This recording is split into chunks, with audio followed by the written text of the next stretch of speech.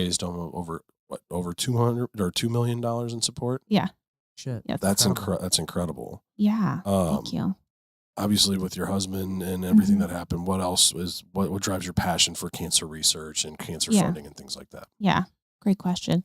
So, my husband got a drug. So my husband had stage 4 pancreatic cancer. I don't know how much of that story you guys know. Tell us. Yeah, the pancreatic cancer, that's the one where there's no... It's bad. There's no coming back from it. It's bad. Pretty much. The 5-year survival rate is now 13%. It was like 10 when he got diagnosed in 21.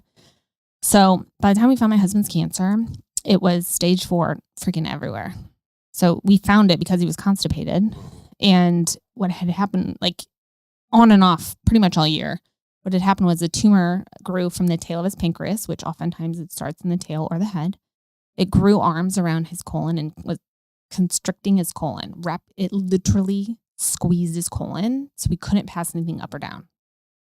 Oh, shit. Holy shit. That's right. Yeah, so holy shit. all year, he had been having like stomach pains, and I had given him probiotics because I thought he needed them, and he like thought it was the probiotics. But what was happening was like the probiotics may have like put a light on the issue, put a spotlight on the issue. So, and all year long, he was having stomach pain and back pain. And like, I want people to realize that, like, if you know something's wrong, keep asking questions. And that's the other part about being healthy and eating healthy and sleeping and being a healthy human. Because when things go wrong, then you'll know it's wrong.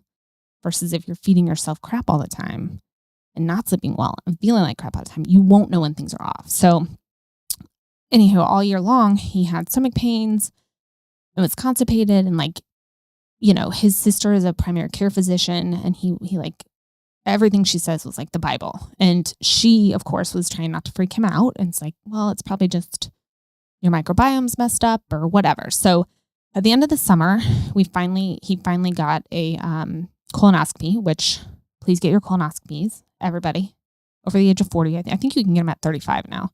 It's really important because GI cancers are on the rise. Rectal cancer, colorectal cancer, colon cancer, pancreatic cancer, esophageal cancer, all of that is on the rise. FYI. Don't mean to scare you guys. Is that just from the shit that's in our food and that we're eating?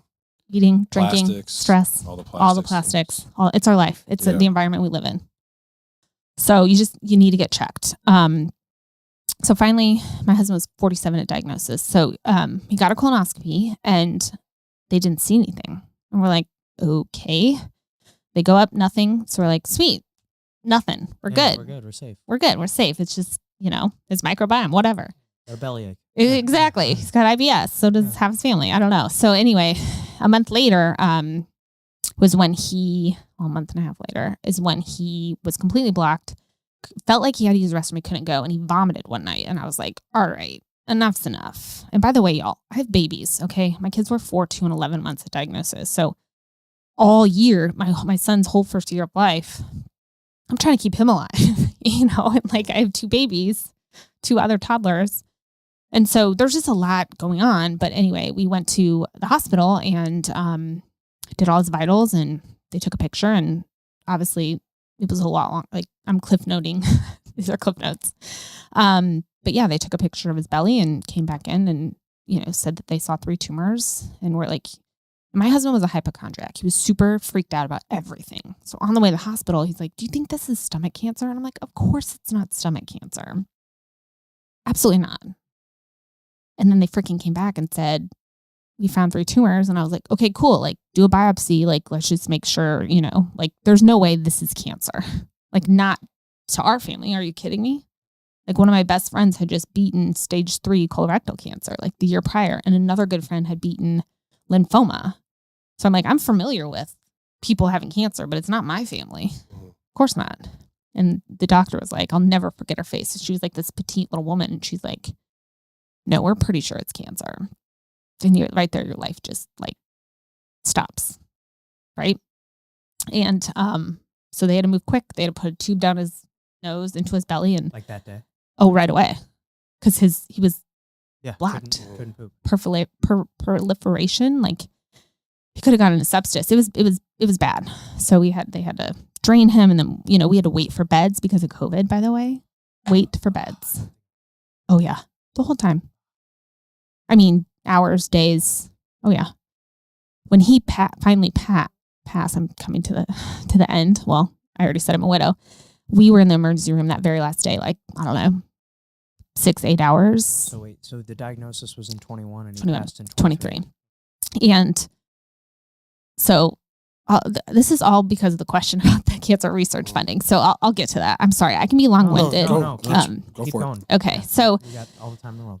yeah, so they initially put a tube down him to drain his belly, got him into the hospital, and basically they were like, this was at Mercy, by the way. For those of you not in St. Louis, Mercy is a heart hospital. It's not a research hospital. It's not a cancer hospital. It's the closest ER to our home. So the doctor there was like, basically he's like, I'm really sorry. My dad passed from this too. We're going to give him some chemo, but like, you know, and I was like, what? Like, no, that can't be. Like, you're not telling me my husband's going to die. So anyway, luckily, because my girlfriend had beaten stage 3 colorectal cancer, because my husband was a partner in Edward Jones, we had connections to Siteman. And so we were able to secure him a bed, which, by the way, I am very grateful for, but I do think it's ridiculous that here in America, you have to know people to get beds in hospitals and see doctors. I think that's a problem. For sure. Just for the record, I'm very grateful and blessed that we were able to, because Kyle, that kind of cancer grows very quickly. And his was freaking everywhere, all over his stomach, liver, lung. So anyway, we were able to secure a bed at Siteman, and they drained him. They put a stent in his colon that released his colon. Like, it's kind of like, you know, like those Chinese finger traps, like something similar to that into his colon. Open it up. Thank God. So he was able to pass, and we went to Montana. He wanted to see his family before he started chemo. So we go to Montana. The frickin' cancer continues to grow while we're there. We're there a week, you guys. Above the stent.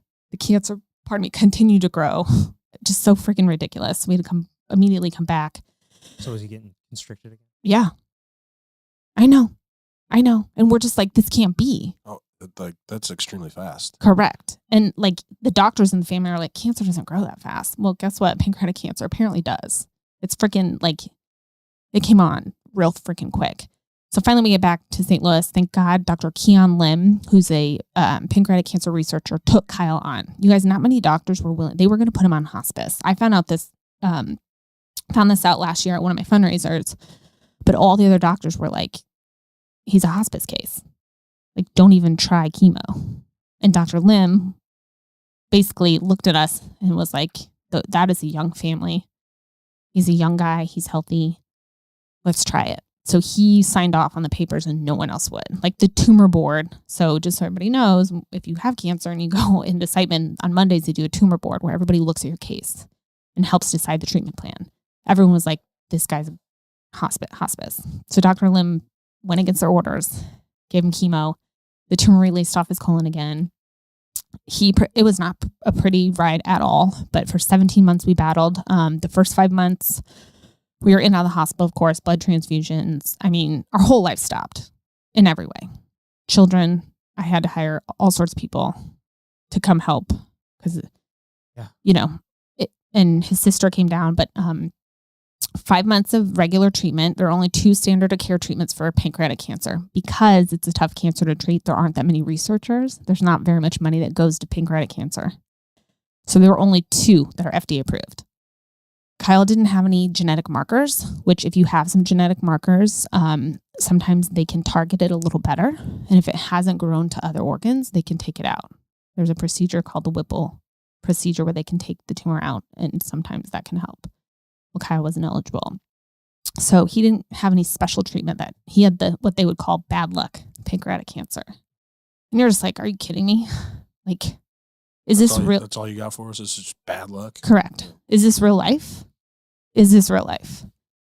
So they did the first 2 standard care treatments. He had a mixed response during the first one, a few rounds, and then he was stable with the second. But the problem with pancreatic cancer and some other cancers is they learn the treatment.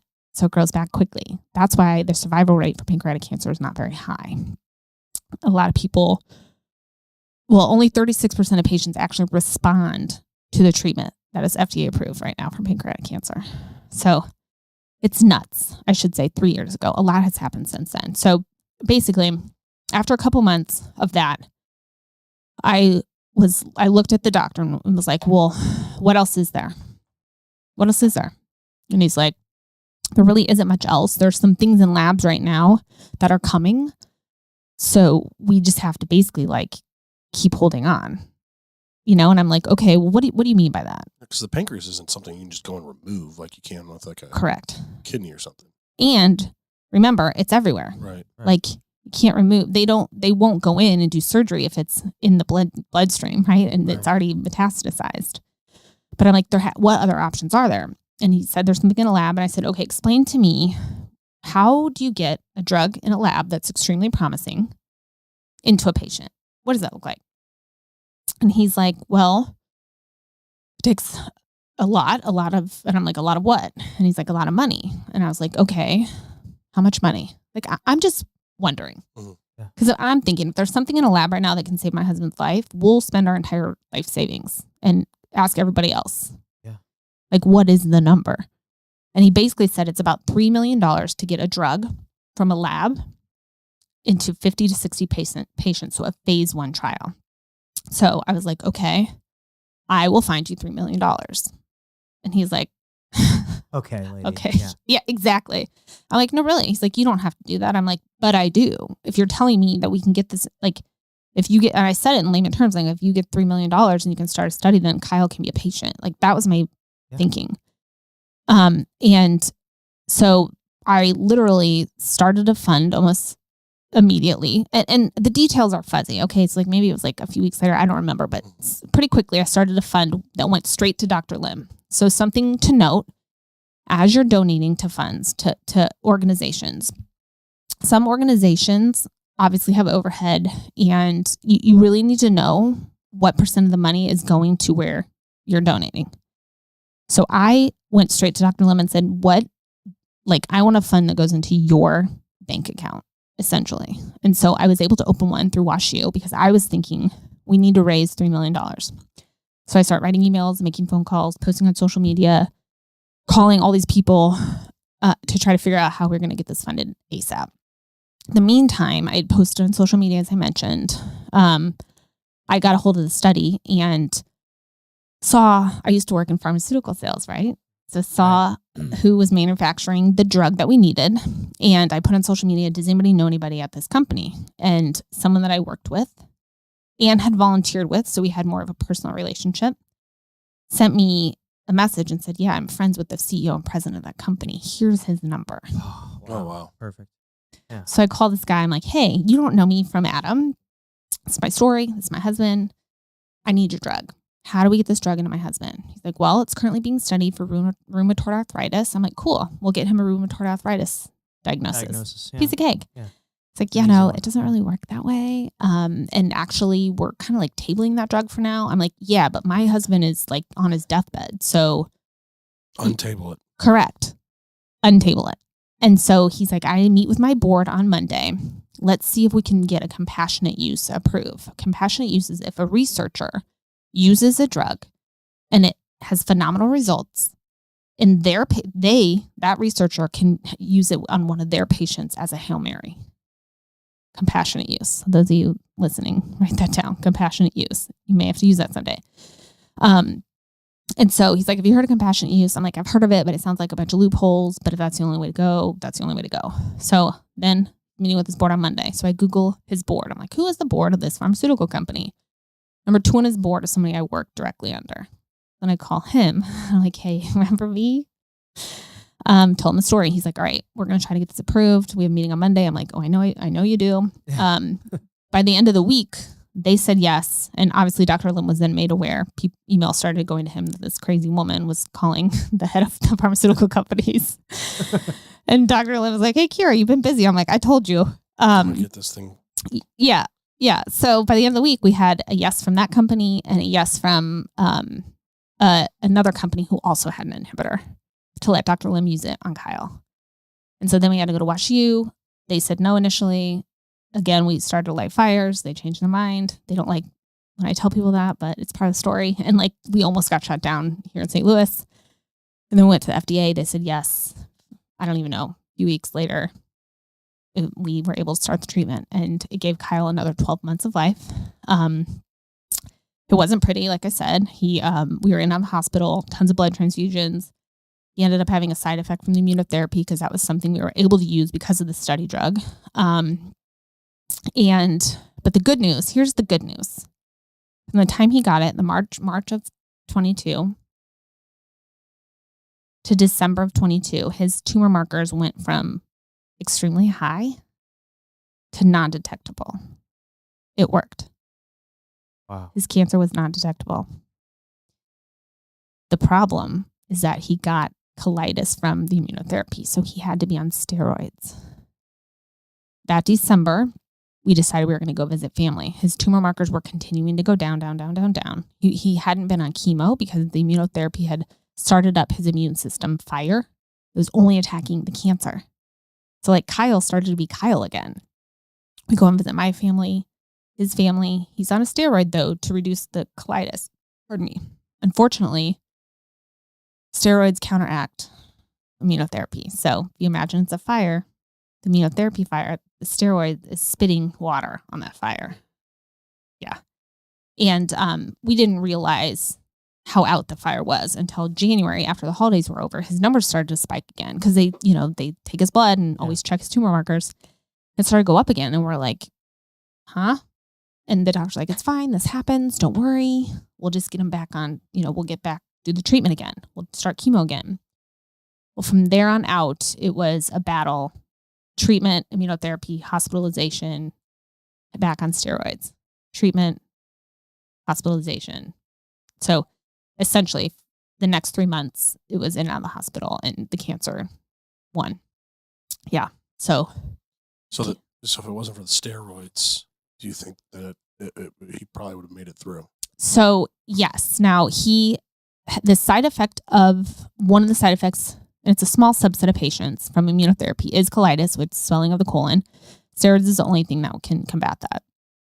I think that if this, and this is why, a long story long, why I'm fighting so hard to get cancer research in this area funded is because if this study had been in the works for years, waiting for funding, people would fund a little bit here, a little bit there, a little bit here. If it had been fully funded and Kyle was able to have, he would have gotten that treatment at the beginning. He wouldn't have been so compromised, right? Like he wouldn't have already he had 37, I don't even know how many rounds of chemo. I lost track, many, many rounds of chemo. He wouldn't have had to have all of that chemo had that treatment been approved and he had not been so compromised. So the steroids were the necessary evil. I mean, and there's nothing else to combat colitis other than steroids. Damn. I know. Colitis runs in my family. Yeah. Yeah. It's, it's crazy. It's cancer. It's like in the GI system, it's all so, it's just crazy, but it lit a fire in me because, like I'm working through all the different stages of grief, but like anger was a big part of it, right? Like why isn't cancer research better funded? Why, with GI cancers on the rise, people losing their lives younger and younger, why aren't people up in arms about this? Why isn't more money flooding into this type of research? Because people are going to continue to die if we don't do that. And so that's why I started, and it wasn't just me raising $2 million. There was tons of people that have helped, tons of people that have donated, obviously. It's a whole army. Kyle had tons of people that loved and adored him. But I just was like, you know what? I'm going to still raise $3 million. We're going to get this drug into other people. And it is. The FDA has picked up Kyle's drug, essentially, that treatment, and it's in humans now. And there's also, because of some other funds we've raised, there are other studies similar with a similar drug that are getting into patients. So the good news is that because of Kyle's sacrifice, us sacrificing Kyle, other people's lives are hopefully going to be, the quality of their lives better, dare I say, saved. So that, is like the little bit of silver lining that we can paint around it. And I hope that it keeps his legacy alive. And then also for my children to have something that they can help continue. And it also helped me, I think, that first year and a half, kind of process and, I don't know, feel like I'm doing something. Yeah. So you're still fundraising and doing things like that? Yes, I am. What's the goal? Pardon me? What's the goal to get to? Well, $3 million.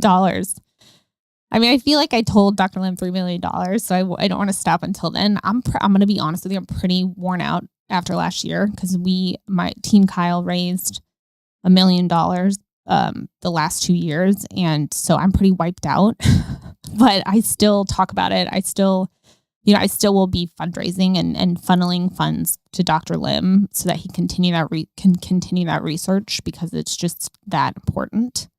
Just not to the extent that you were doing it. Yeah, I don't think I'm going to promise pedal the cause. I'm going to raise $1 million again. Sorry, David Dreyer, any pedal people that are listening. Because it took a lot out of me. And, it's part of my healing. But it's interesting because now I'm just sitting. Now, like, I don't have any big challenges ahead of me right now. And I'm really uncomfortable.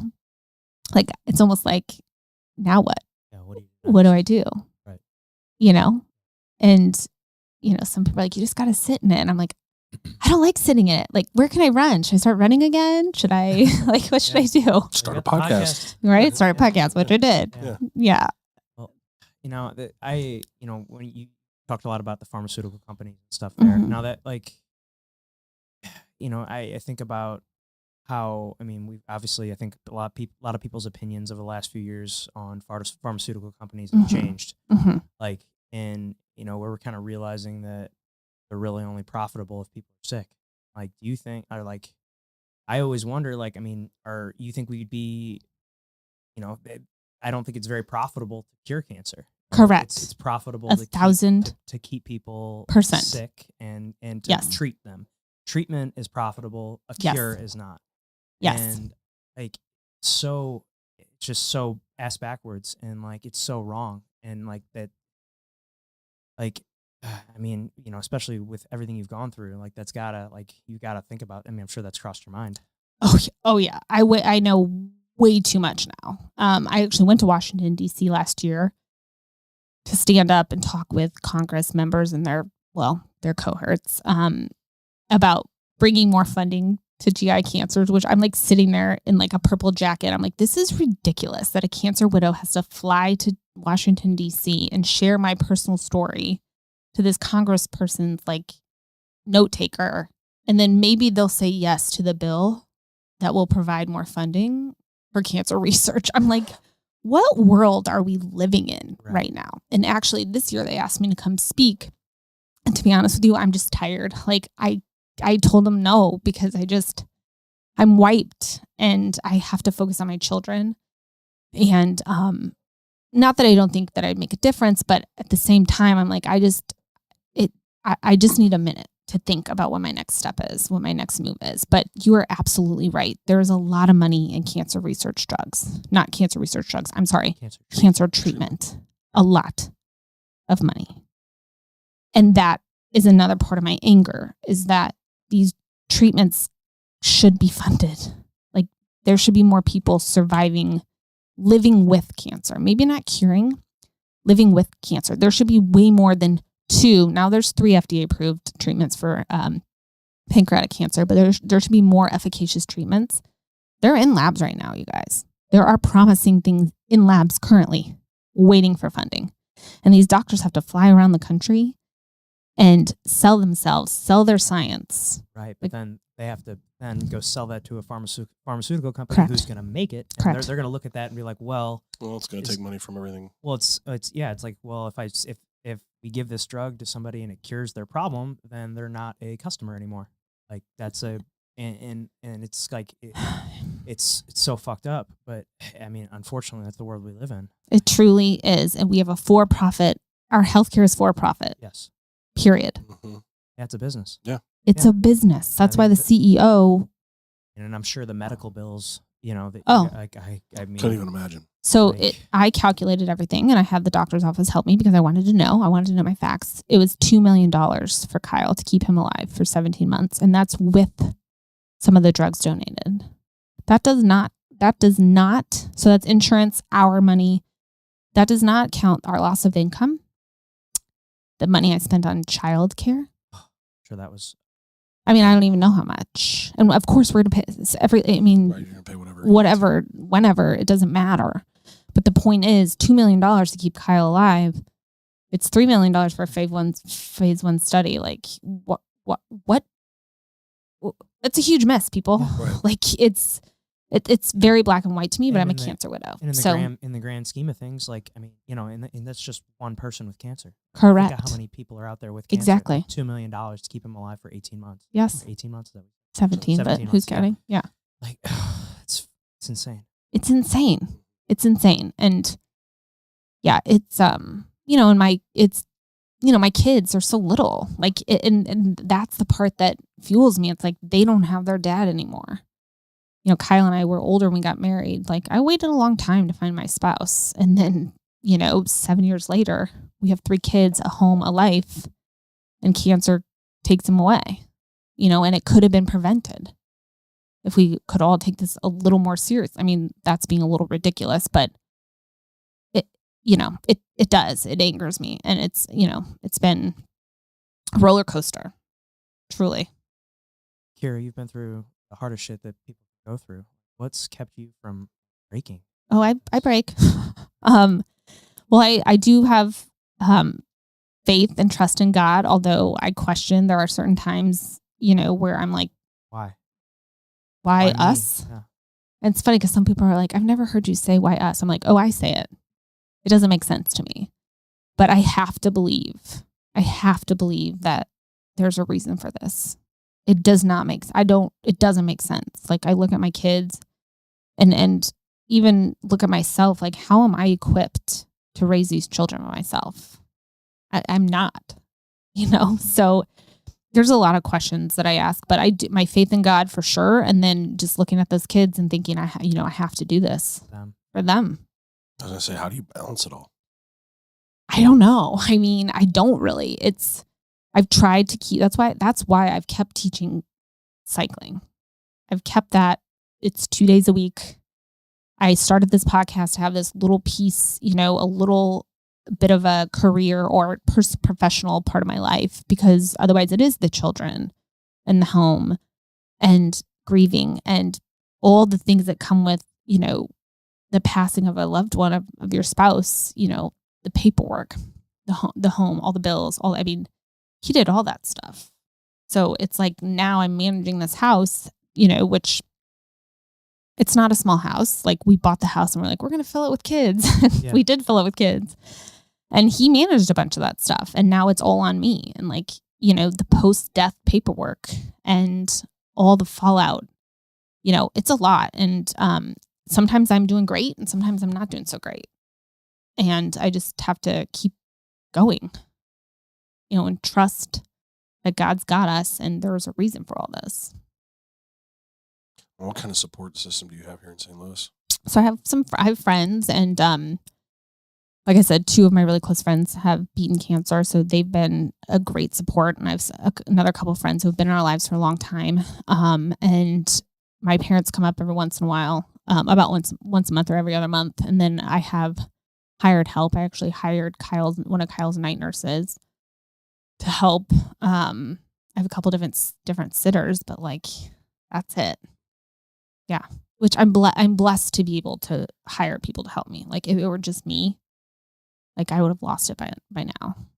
Yeah. Publicly lost it. Yeah. Grief changes someone permanently. Mm-hmm. Like, how has your worldview evolved since you've lost your husband? Yeah. So it's interesting you say that, because recently I've been thinking, like, gosh, I can't wait to get back to myself. Like, how I used to feel, you know, loving life, you know, colors everywhere. And I have to remind myself, like, I'm that person died when Kyle died. Like I am totally a new person and I do view life very differently. And my thoughts are more negative than they used to be. You know, like I trusted that I was marrying somebody to live the rest of my life with him. And that's not happening anymore. And so I do have a more negative view of things than I used to. And I'm trying really hard to turn that around. And again, it ebbs and flows. But yeah, I mean, the glasses I wear look way different than they used to. And I do view life very differently. Yeah, I don't know. And like right now I'm not in a great place. Like I don't love winter. January, February are not my friends. And I think also Kyle's cancer started coming back this time of year. And so you're like, your body remembers. Yeah. And so, you know, I just have to like think to myself, like, I have got to keep going. For these kids, I have to keep going one foot in front of the other and take on the things that I need to take on and, you know, not do the things I don't need to do, you know. So I don't know, I just have to keep going and try to do better, you know, try to be more positive, while also giving myself some grace. Of course, and you deserve every bit of that grace. Yeah. I mean, you could go back to, you know, the beginning of your widowhood journey. Like, would there be a piece of advice you'd give yourself? That's a great question. What would I give to myself as a new widow? I think I would just prepare myself that, you know, the first year is you're basically shocked. Everything's a first.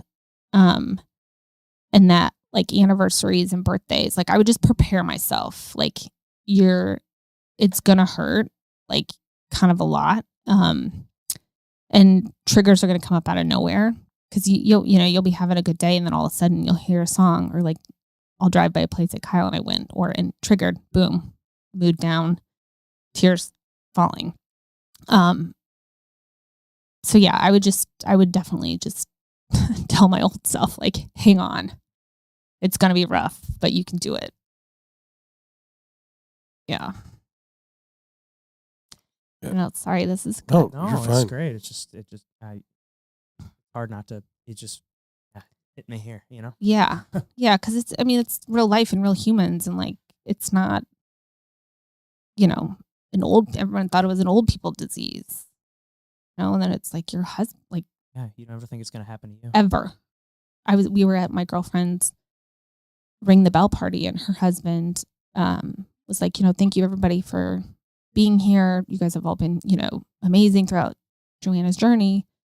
But we're going to be here when someone else gets it because 1 in 3 people essentially will be affected by cancer. And so just know we're going to be here too. And I distinctly remember looking around the room being like, wow, I wonder who's going to be next.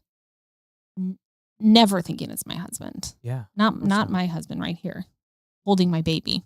Right. No way. Now, with your kids being so young, what are some of the things that you do with them to help them remember that? Yeah. Remember their dad, remember that legacy that he has? Yeah. So we have pictures of him everywhere still.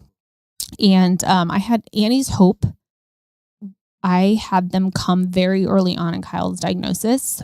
They're an organization that helps kids through grief. And so they did a really good job of doing like crafts and creating memory boxes and talking with them from a therapeutic standpoint about Kyle being sick. And then when he passed all the way through that.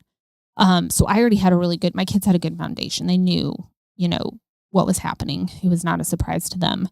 And so, and I've been very open and honest with them about it. So we talk about Kyle being, you know, in heaven and how he's enjoying himself up there. We pray, you know, about him every night and at the dinner table.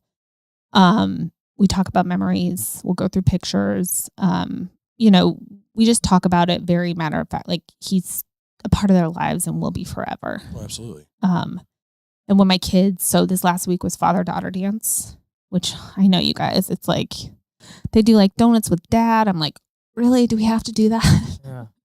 And then father-daughter dance. And my daughter, like a few days before, like just broke down out of nowhere. And it's the worst. You're just like, it just you just stop everything and pulls your heart out because it's one thing, like I lost my spouse, but like to try to think about your children, like my kids lost they're experiencing grief and the sorrow and so differently. It's this huge hole in their life, the other half of their foundation. And so that was a killer. And my dad came in and did the, from Omaha, they flew in and did the dance with my daughters. But, we just talk about him and I let him cry. And, I have a bunch of his favorite suits, his favorite coats. I have his skis, his wedding, I have a bunch of his stuff still that I'm going to let them have, when they're older to remember him. But just the open communication has been all the advice that people have given to me that I have, in turn, with my kids, we talk about them a lot and pictures everywhere. So, yeah. And how would you say that they are doing with it? So it's hard to say because they're kids, right? But my older daughter is very expressive and emotional. She's a little bit like her mom, and she can be a little dramatic. And so, she has the highest highs and lowest lows, I would say. And she was close with Kyle, right? She was our first baby. We moved to Toronto and back, the three of us, and had a lot of time together. And so, she gets frustrated, or, I don't know if it's her personality or if it's the combination. Yeah, I don't know, and then my younger two, I would say they're handling it better. They talk about him and they say they miss him. I don't know how much they remember him actually versus 2 and 11 months when he was diagnosed. So of course we have pictures, but, and then also, when I'm anxious or I'm having a tough time, it totally bleeds onto them. You know what I mean? It's just how it goes. So we're doing okay. And I have my kids in counseling and I'm in therapy, of course. But it's just going to be a lifelong thing for us. So